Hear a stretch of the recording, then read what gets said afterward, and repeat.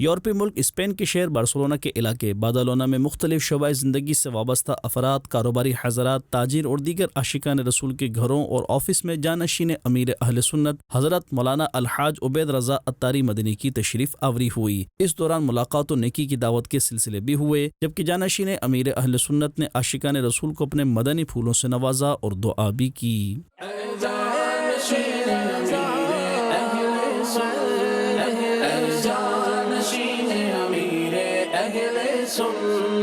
عطار کی تو عطرت اے جانشین عطار، عطار کی تو عطرت